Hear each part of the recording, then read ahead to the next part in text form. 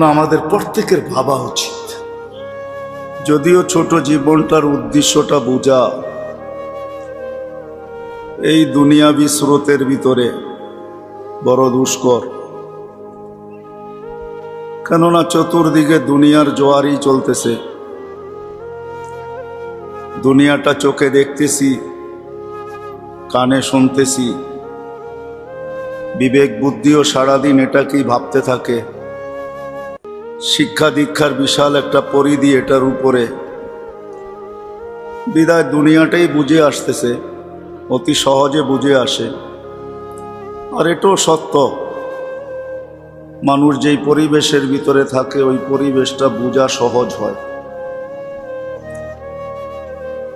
কিন্তু আমরা তো আখেরাতের পরিবেশে নাই বিদায়, আর এটা চোখের অন্তরালে পর্দার ভিতরে ঢাকা, বিদায় এটা বোঝা দুষ্কর হওয়াটা এটি স্বাভাবিক।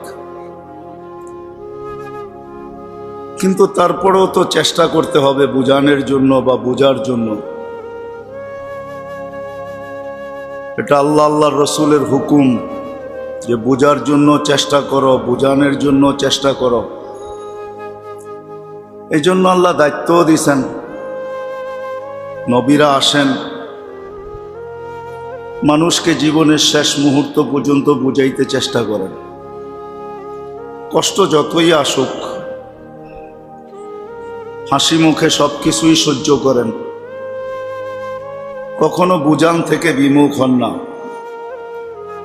যদি আমাদের নবীজির কথাই নিয়ে নেই, তাহলে ওনার নিজের মুখের কথা, উযীতু ফিল্লাহি ওয়ালাম ইউযা আহাদ, তোমাদেরকে বুঝাইতে যে আমাকে যে কষ্ট স্বীকার করতে হয়েছে, ১,০০,০০০ নবী, ৩১২ জন রসুল, সবার কষ্টকে এক জায়গায় করলেও আমার কষ্ট এর চেয়ে বেশি হবে।